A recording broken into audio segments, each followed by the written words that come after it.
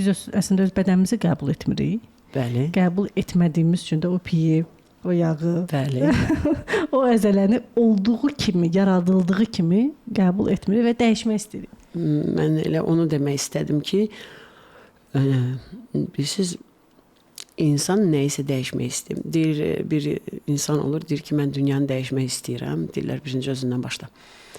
İnsan nəyisə dəyişmək istədiyində birinci özündən başlamalıdır. Yəni, təmizliyə özündən başlamalısan.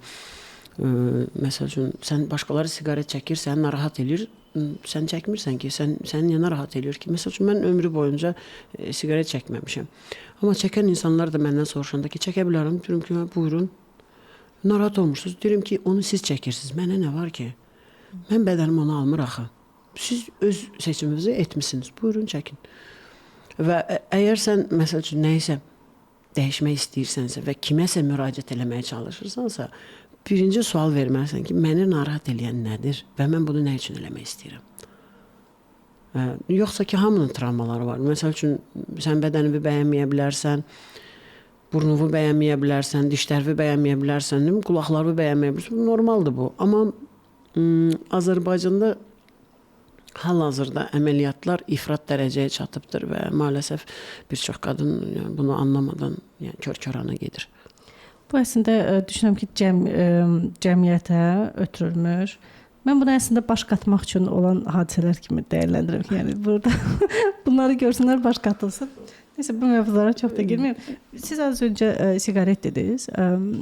Deməli, bu siqaret çəkməyin özü, məsəl üçün, idmanla məşğul olan adam üçün bunun özü düzgündürmü, yoxsa yox?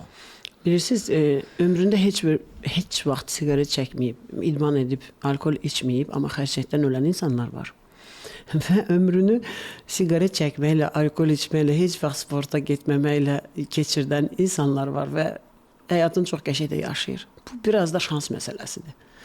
Yenə də deyirəm, fizikanın bura, fiziki gücün və yaxud da fiziki sağlığın buna aidiyyəti yoxdur. İnanın mənə, siz siqareti çəkərsiniz 90 yaşına qədər, amma elə gözəl həyat yaşayarsınız ki, başqası baxır, deyir ki, uydu, necə sağlamdır. Amma heç vaxt siqaret çəkməyib, elə xəstəlikdən gedərsiniz ki, cəmaət deyir ki, yazıq, çəkmirdi, içmirdi, amma görsən, bax, xərçəngdən dünyasını dəyişdi. Niyə?